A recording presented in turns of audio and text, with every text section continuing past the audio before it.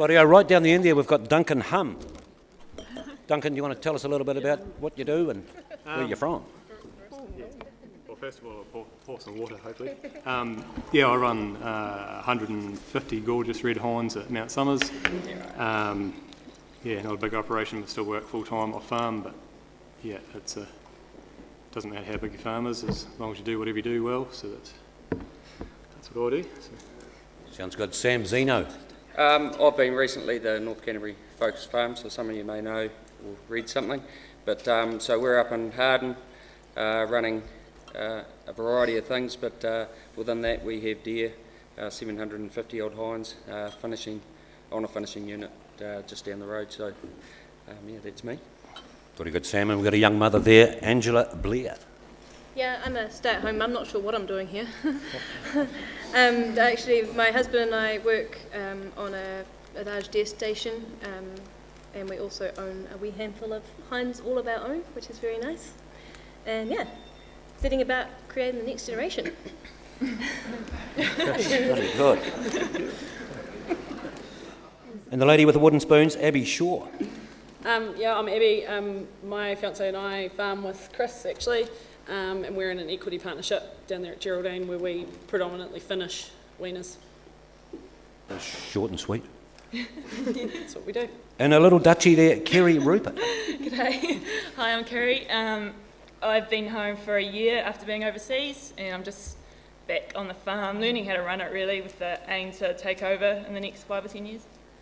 That's about it. Bloody good. And Jeremy Elliott. Yeah, I'm over from the UK. I've been over in New Zealand since October, running day-to-day management at Wilkins Farming down in Southland. Loving it out here really. It's a booming industry compared to the little cottage industry that it is back home. So no, it's great. Thank you. Now, this morning these guys have had their workshop at another venue, and I'd just like to ask Angela. Can you just tell us a few of the things that you covered at the workshop this morning, please? I think Gus pretty much covered it there before. Basically, we just ran through a few different units, but the best thing for me about it was just hearing a lot of different ideas about it and meeting a lot of other young people. I think some really good things come out of it, and I met a couple of people I hadn't met before, and definitely will hopefully carry on talking to if they'll talk to me. Thanks, Angela. Now, the first question that we're going to put to the team, or discussion, is this. The deer industry has various programs and initiatives in place. As the next generation of New Zealand's deer farmers, what initiatives and programs would support your farming careers? We might start at this end with the man from London. Not quite London, but anyway. No, I think it's great to be involved with this new generation scheme. We need to keep the youth driving, keep that labour force. It's kind of a social thing as well, getting to meet new people and be able to bounce ideas from farm to farm around a room full of like-minded people, really. No, it's great. Thank you. And Kerry? I guess being such a young industry, and it's not historical, but in the past there's been a lot of research, and it's still happening, of course. But I guess the link between the research and the farmers in the paddock is sort of my concern, and the help and the support in the industry. All the vets and people that we know and we love, and like Noel, and who help us out, are getting on. And it's a bit of a worry for us, because looking forwards, I know in another 10 years who's going to be the one that I can call for help. So I guess as an initiative from the industry, it'd be cool if there was an incentive to get new vets on board. And new people like You're that. on, Abby. From ours, it would be quite good, based on our experience, to see an initiative that supported the model that or something similar to the model that we've done to support people of our age into farm ownership. It's a huge jump, and it's really hard to get your head around how you're going to do that. We were really lucky that we came across a family that were prepared to do farm succession with a couple that aren't their kids. And I believe that there's probably half a dozen people in this room that are equity or asset rich and youth and energy poor. And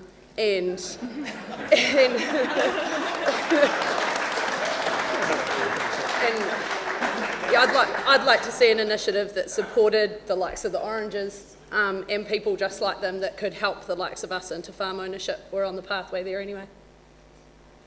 Thank you, Abby. Actually, just before we go any further, if you do want to cut in at any stage, just put your hand up if you want to talk to anyone. In between the topics, I'll also ask if anyone in the audience wants to have a yarn. So just put your hand up and someone will bring you a microphone as we move along to Angela. Following on a little bit actually from what Abby just said, one of the things we came up with this morning was a Dear Tinder. I'm not sure how many people out there know what Tinder is, but it's sort of like a dating type application on your phone. But the basic thing was we thought that it would be great if there was somewhere that you could go that got breeders together with finishers and finishers together with breeders, people like Abby together with Oranges, and probably like a jobs and that sort of thing for people specifically looking. So you'd have a nice picture and a bit about yourself and what your interests are, and then someone else reading it could have a look and get in touch with you if that's what they were looking for. So yeah, I think that would be quite a good idea. You love that Tinder. Sounds great. I've heard a lot of positive things about it. I'm You too were old saying for you were Tinder. doing something on it? No, I wasn't. My beautiful girlfriend's here tonight. Sam Zeno. For me, it probably sounds a wee bit selfish, but it comes back to profitability and income.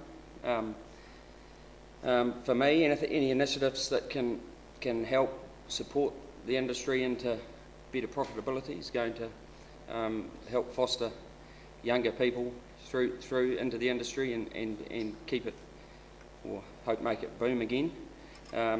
So yeah, that would be. It's all about the money. Duncan.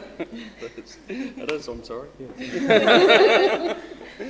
Yeah, similar to Sam in that, profitability is obviously very important because we need to, see if we're not in business, then we're not in business. So, anything that drives profitability going forward, and that's not necessarily productivity gains, because productivity gains can only drive your balance sheet so far. You need to be able to make good returns from what you're selling.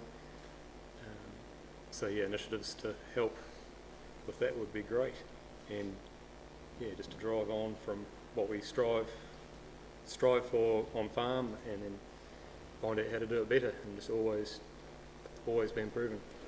Thanks, Duncan. So anyone out there in the audience that would like to touch on that topic at all?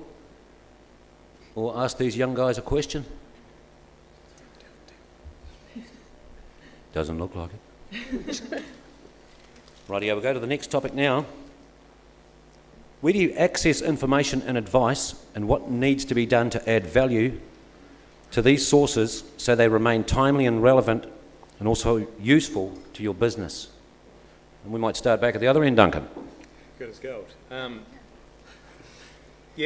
think a lot of people get their information from newspapers and magazines, and the new DEAR website is bloody great, because there's always this resource that's a click of a mouse away if you've got good internet speed.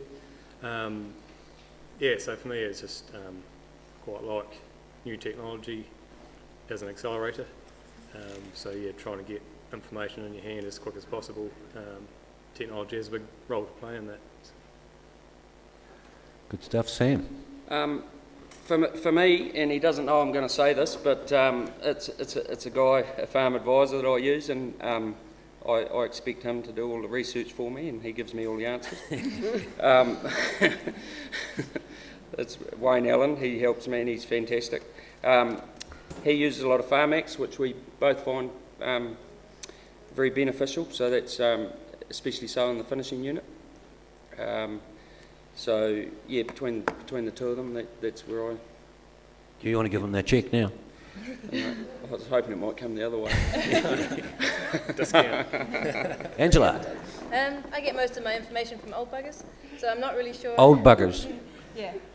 I'm not really sure how we can keep them going other than cryogenically freezing them.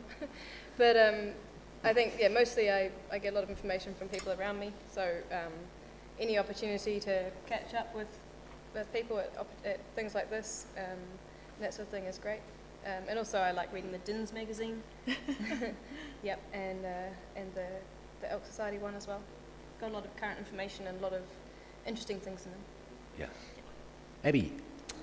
But like Sam, we've been a focus farm, so being able to surround yourself with those industry experts is a really big part, especially of our business. We're pretty collaborative. I think surrounding yourself with really good people was something we learnt through going through the process of the equity partnership process. But one thing I would say to the industry is that we need to be making sure that we're putting people in place that have specific deer knowledge. If you go to an accountant, you can find any dairy farm budget you want. You try and throw a dryland operation on their table and they have to scuttle away and find some more information. And that was really challenging, was finding people who understood the deer industry and understood the challenges and that sort of thing as well. So we got our information in the end, but it was quite a long road to get there. So that's something I'd just like to see a bit more of, some specific people or some information from the industry of how to get to those people. That was a good answer. Kerry? I guess being just new in the game, I haven't really been out seeking a lot of information. I've just been taking in what's been thrown at me. At the moment, if I have a question, I ask Dad, like young things do. And then, apart from that, I guess my only real link with the industry is through the Advanced Party. I'm part of the South Canterbury Advanced Party, and that's been great because there's people sort of my age and through to the older sort of folk, and you get the whole range of people's experiences, and you get people's experience. So you know it's been tried, and it's not just something written in a book, it's something that someone's gone out and had a go and said, nah, that actually didn't work. So for me, I guess, apart from what's happening on the farm, it's the Advanced Party's sort of my source of information. Thank you. Jeremy, what about you? Well, even in the back in the UK, I used to jump onto the DINS website and scroll through that, and I think it's a brilliant website. Someone's obviously worked very hard there, and someone needs to remain working hard to keep it fresh and relevant. So I think that's a great source of information for anyone looking for easy access. Thank you very much. Anyone out there? We've got a man over there. We've got a microphone there for him, please.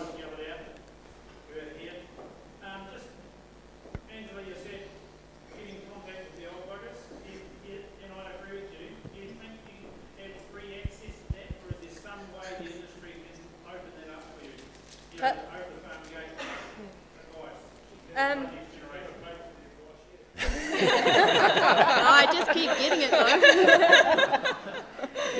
So I need to ask for the advice. I have Noel's number on speed dial. But besides that, it would be really good if people, old guys, who were interested in being on board for giving information, if there was a way of getting in touch with them easily, whether through like an online forum or something like a phone call. You're not on Tinder? What was that? You said you haven't seen his face, Chris. It would be really good to have a way of getting in touch, and with the people who don't mind being rung up. I don't want to ring someone up and say you again. But yeah, it would be really good having something in place where we could just get in touch. Can I follow up on that? It's Grant Charteris here. I'm one of the executive committee members. I'm up the top. Hi, how's it going? Oh, you're up with the Royals. Hey, we've got a pretty good structure, the branch structure, the NZDFA, that a lot of industries are probably a little bit envious of, and we're sort of in that situation where it's really hard to motivate these branches and to sort of crank a bit of enthusiasm back in there, and everyone uses the ageing industry as an excuse, and we've been there, done that, and I challenge you guys, and let's utilise this good structure we've got, and give us a mandate, and let's use your ideas and reinvigorate our branch, and to interact with the next generation, with the older generation. But yeah, we're open to advice. So give us some fresh ideas. A lot of the comments coming out are about social interaction. So let's make some things happen within our branches and get some activity happening, and try and foster a little bit of motivation out there. Thank you. Yeah. What's the biggest opportunity facing the industry? China, I guess, for me. Like, that's a huge market, and we're only just sort of learning about it, but there's gazillions of people there, and if they all sort of even have a sniff of an interest in deer, whether it be velvet or venison, like, that's something, I can't remember the figures, but our production of velvet and venison, all velvet, is so tiny in their pool that, like, that's our market if we could break into it, you know. We don't have to worry about the game season or any other stuff that's held us back so far. That's my answer. Yeah. Very well done. Can I just say too, the biggest thing that I see is the opportunity inside your own fences. As I've sort of focused on my farm, rather than looking outwards, is focusing on my own operation and how I can improve that and benchmark myself against myself. And so there's all this opportunity inside your own farm gate. And I think sort of talking this morning, there seemed to be quite a huge range of like conception rates, live weight gains. There's a huge amount of opportunity just inside your own gate with what you're doing. And yeah, there's a lot of people, myself included, because I'm by no means perfect by a long shot. There's always this opportunity that's right in front of your face, so you've got to pick it up and run away with it. Is that about it there for the questions? All right. Moving on to the next question then. What areas of the industry at present give you the greatest concerns, and do you think there are sufficient plans and resolve in place to address them? Go with you again, Duncan. Righto. Yeah, well, I think the biggest risk to us is our local and councils and bureaucrats, for want of a better word, who are starting to impose some challenges to us, particularly nutrient management, with all this stuff that they think works, which is only just a band-aid on a problem, rather than looking at the proper problem. So yeah, I see that as our greatest threat. The marketing and profitability, that's a whole other thing on top of that, which I think Sam has some views on. Yeah, I hate to sound like the stuck record, but lack of profitability for me is probably the biggest concern going forward. And part of the reason why I say that, on top of what Duncan was just saying then, was if you need people to be green, they need to be making money. We can't afford to do things if we're, not putting food on our own tables type thing. So that is the key crux of it for me. And then when we get the profitability right, then we can nail all the rest of it that goes along with it, and probably do a better job of it. Angie. For me, I've got a very young daughter, and I'd very much like her to be a deer farmer. I've already bought her the clothes. But basically making sure that there's a future for her. So that's a pretty broad sort of a thing. Making sure that deer farming is going forward, and we're not all selling out to the black and whites. Making sure that the ECAN types don't get carried away. And just, keeping the profitability and exploring new marketing options and that sort of thing, and just keeping the deer industry current is very important, I think. What concerns you, Abby? One of my concerns, I don't think it's specific to the deer industry, it's probably a primary sector thing as a whole, is people. And there's a couple of parts to that. One is getting the right people into the industry that want to be there, and looking after them when they get there so that they stay for the long haul. It's about looking after those people so that they're making money, they're happy what they're doing, they're not out there alone. In terms, we all hear about all sorts of mental health problems and all sorts of things in our industry. We don't talk about it very often, and we should look out for our neighbours more and all of that stuff. But also it's getting the people on the farm and figuring out how the hell you fit that into your budget, because it's a massive jump for a farm like ours, where at the moment we have some very lovely semi-retired people that help us out, which are awesome, because they turn up. Not Chris. And older, you'd like to be semi-retired. And that's fantastic, but it does bring in elements when you've got a big workload on come weaning time, or TB testing for us and things like that, where a full-timer in their 20s or 30s would be really handy, but it's a massive jump to a full-time salary and the truck and the ACC levies and all that stuff that goes with that full-time person. So for us going forward, people was a really big consideration for our business. Kerry Takanawa. I won't sing.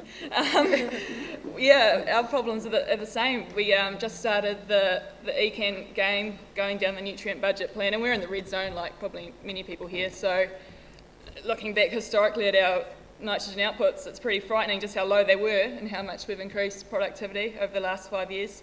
So it's going to be a real big issue to take into consideration and sort of try and work out how to solve it. Like, we can't go back to, back in the day and just have a few stags running around, and it's not going to pay the bills, so that's a problem. And staff.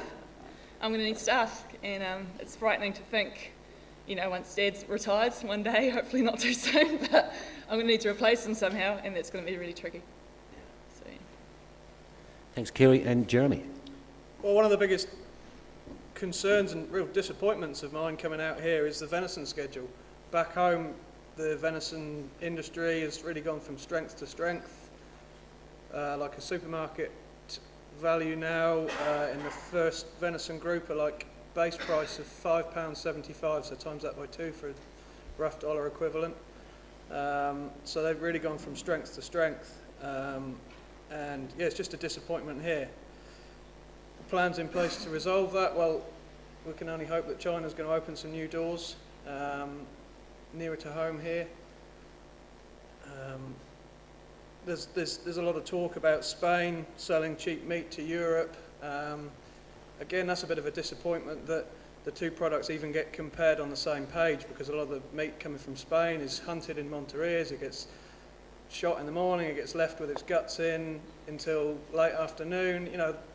They can't even compare them to the same product as we're producing here, top quality young venison. Anything anyone would like to put to the panel about these concerns? Or just none of them mentioned the maybe going to the bank and borrowing money and setting up. Has anybody got any experience of that up there? How have you found the banks when you were setting up? Yeah, so you all talked to Rabobank today about buying a deer farm? Be like Dave and get a partner that works off farm full time. That's how you pay for it. So it buys the groceries. Any of you guys want to make a comment on that? The bank. Well, I must say whenever I see my banker, it's a pretty good relationship, and any time we put anything in front of them, as long as it's a good, robust budget, it's not a problem. So I haven't come up with anything too crazy yet, so maybe best to try those limits. Yeah. I think Abby sort of touched on it, or one part of it a little bit, when she said that there's not a lot of information out there regarding deer farming as opposed to dairy farming. Banks have got all the information on setting up a dairy farm and having black and white cows, but not a lot of information on deer farming, which puts a little bit of pressure on us to prove that we can do it. But yeah, besides that, our bank manager's lovely too. I think we can't forget that we've been pretty lucky with interest rates, probably in the time that most of us have borrowed money. I certainly got the horror stories from my parents when we talked about guaranteeing money. And we've never seen 20% interest rates, so maybe naivety is a bit of bliss. Thank you very much. Anyone else want to touch on that? Up the back there? All these issues you've been talking about do tend to relate back to money or lack of, because you can afford labour if you have the money, and profitability, everything goes hand in hand. So, where do you see the value for your venison actually needs to be? Given that we're talking, say, $6.20 at the minute, and lamb is $6, that's scary, isn't it? Anyway, Sam. that's a different issue. Sam Where do Vino. you see that value needing to be? Well, I mean, we don't want to create a boom bust, but I think long term we need to be thinking tens, don't we? But it's not going to happen overnight, and it needs to be on a, on a sustainable basis. So, in saying that, there's probably a number below that would suit some people too, but it needs it needs to be on a sustainable basis. We need to get rid of this, the highs and lows, and the guesswork within the finishing system that that drags your business down. You know, for so long we can carry on improving productivity, and we can do that to the best of our ability. But as long as the schedule price goes all over the place, that makes it pretty hard. And if there's no, well, granted, First Light has a 12-month contract, but if we can have more of that contracted system and money on the table, it makes it a lot easier within a system to work. That would be my view on that.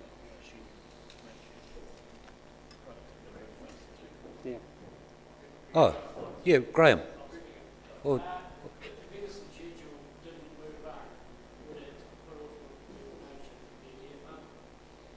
No. But in the meantime, we've got to evolve and adapt, and you've always got to be evolving. Like my farm, we've had to take on some dairy grazing and just increase our stocking rate a wee bit and pluck around the edges a wee bit just to stay in business. So hopefully that'll be enough, and we'll just plug away. Short answer for me would be yes. We've got a farm that's, you know, it's irrigated, and it's within an irrigated area that, so we have potential for more irrigation. So it's expensive land. I have 3 boys. My brother has 2. If we want to, part of our farm succession planning is to leave our boys in a position that we started from, and sadly that doesn't happen by standing still. So if the dairy industry can't offer a pathway for that, it would be downsizing. I mean, there's classes of land within our business that might be best suited to deer long term, and they may well stay, but the short answer would be reduction in numbers, i.e. land court. That's what they're doing. any other guys on the panel there want to talk about that? No more answers to that question? Okay. You're looking at me. Graham Carr. Oh, thanks, Tony. We've been waiting for you, Graham. No. I was just a bit slow off the blocks. I was going to go back one question. Sam answered it very well, but I'd like to hear from all participants up there. The question was basically, at what price level? I mean, you've worked it all out, I'm sure. You're very smart, young people, not like us old codgers. I was actually going to ask, what's the use-by date for old people? You said that most of us are past our use, but what is it? What's your use-past date? When you can't shift a brake, Ken. Not seem to be an answer on that one. Could you put the question, Tony, to them all as to what they believe should be a viable, the price that they require to have a viable business going forward? Anyone want to answer that? I'd like them all to answer it, please.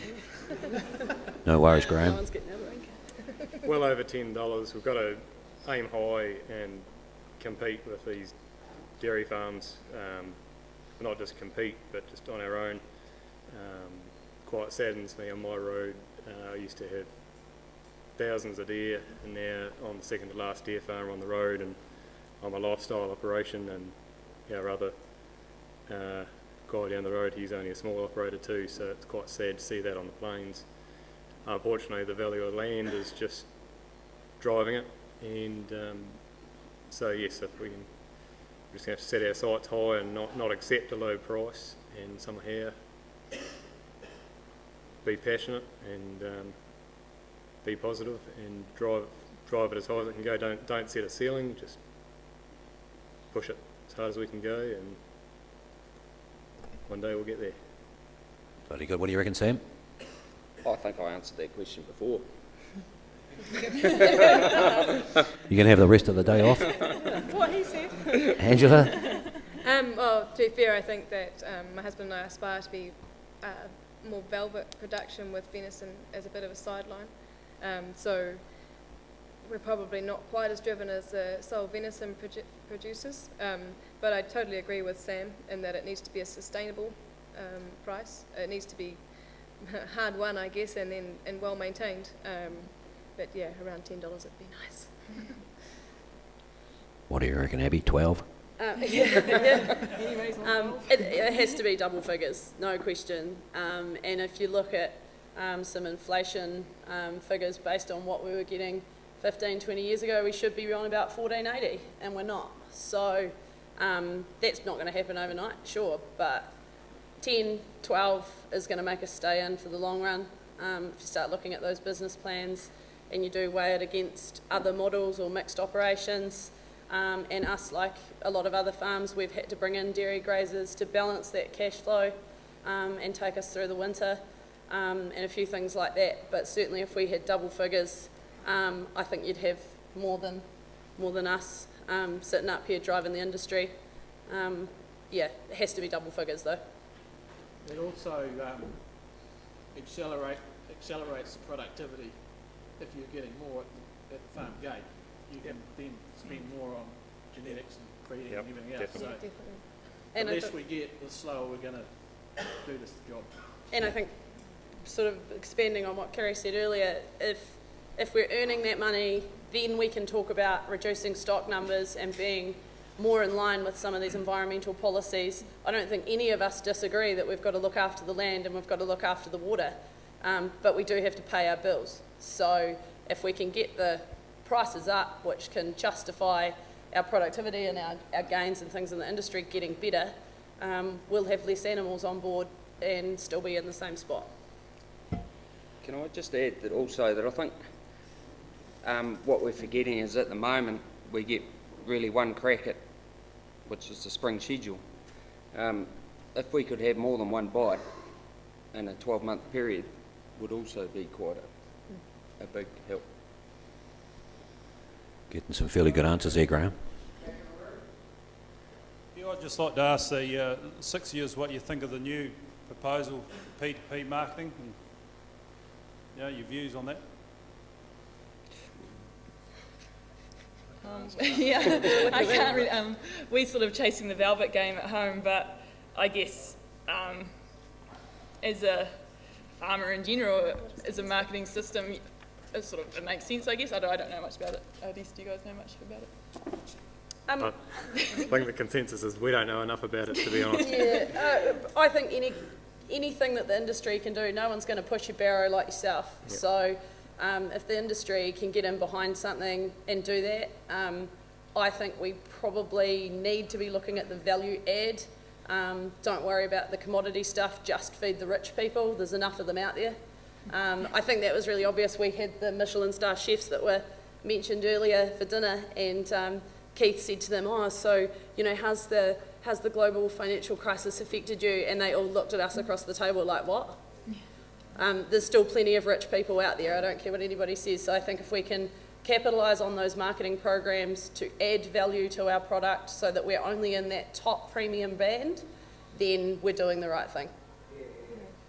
I think also someone took a swat earlier at the shiny shoots making nice flow charts and arrows and stuff, and I think the best thing we all need is a positive attitude, to be honest. Yeah.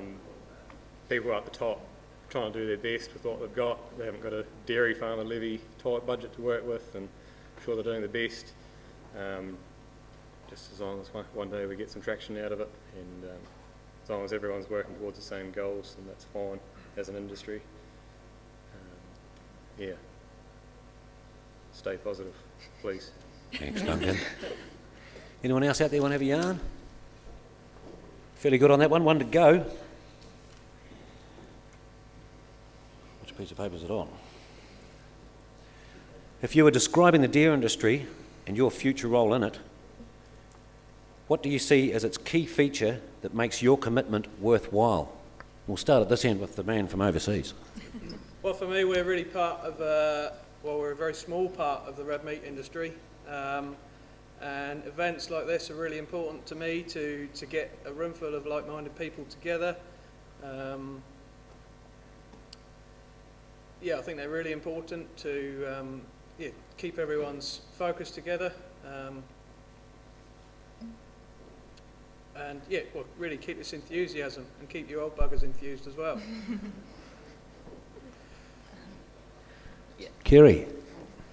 I guess I want to be a farmer when I grow up, like most kids are farmers, and to be a part, the question was, what is your role in the dairy farming industry? Well, I want to be a farmer, and to do that I've got to make some money. So the future, what I would need to see profit, and that, like Abby said, that relates to what we can do therefore afterwards with the, planting the trees and everything else. So yeah, that let's be profitable.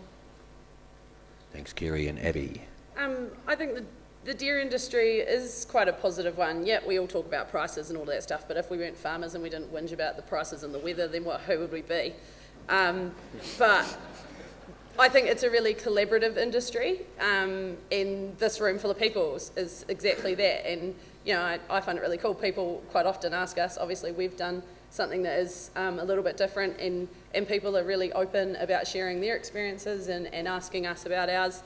It's a really cool industry to be a part of, and it's going places. There are some really exciting industry stuff happening, and if everyone gets on board, I think there'll be some really positive stuff happening in the future. I guess the other positive thing is we have Deer Conference, and I can justifiably put it in the farm budget under social. Not so much work boots that I drive past the farm in. But it's a really cool industry to be a part of, and I think it's one that we should all be really proud of. We produce a really good product, and the world wants it, and that's an awesome position to be in. You stole my line. Oh, sorry. If you want to think of a new one, we'll go down to Duncan. How can I follow that? Basically, I was going to say what Abby said. I'm incredibly proud to be a member of the deer industry. We produce the biggest red trophy stags in the world. We produce some of the best velvet in the world, well, arguably the best velvet in the world. We are aiming for the high-end venison production. And basically everything we do is striving to be the best, and I think that's something that everyone here is trying to do. We're not just trying to get as much milk as we can out of a factory. I just think I'm very proud to be part of an industry that is positive and is world leaders in our industry. I think at the end of the day, we all know it's a really good product, and especially, well, for me, the focus on venison production.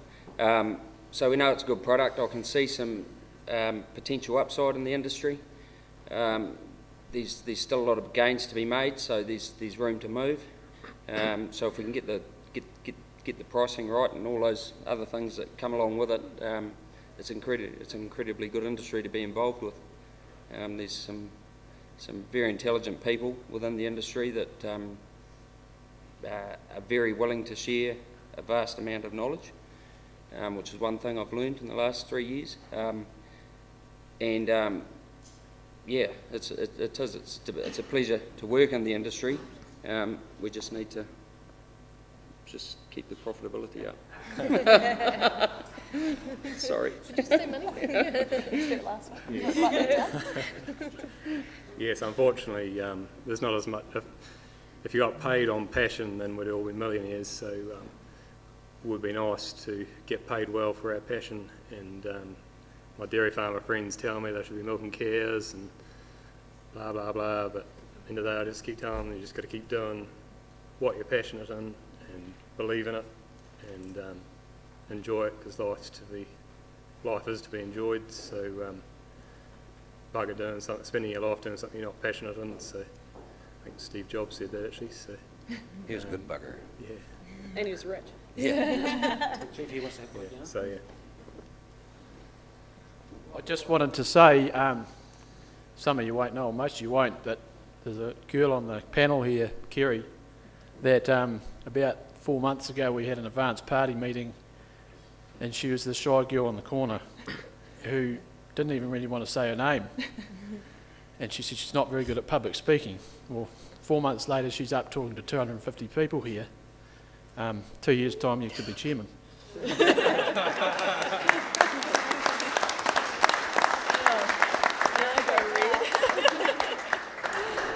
Anything else from the audience out there? Yeah, can I say? Graham? Sorry, Tony, be a nuisance. I'd just like to say, first of all, it's been a great session, fantastic session, and it's very heartening to us to see this enthusiasm, the young people coming up. what I was going to say was, don't be scared of the dairy industry. It's on a high. If you keep in touch with the commentaries and the papers and things, no doubt about it, it's peaked. It's going to have a reasonable year next year. It'll be tougher the following year. A lot of production coming on from overseas. It's very, very volatile. Don't be scared of that. We don't have an industry like that. We have an industry sort of not at the bottom, but it's coming up. Nobody else is going to put a tsunami of venison on the market. We're going to be the key supplier of quality venison. You're actually in a very, very fortunate position that the future, I think, for this industry is hugely bright, and it'll be even better with you guys driving it. So don't look over the shoulder, don't listen to people complain to you or have second thoughts about the dairying. Just drive on with what you're doing. We'll get the prices up, I'm sure, up to where it should be, and you will have a very profitable business, and the dairy farmers will be looking at you.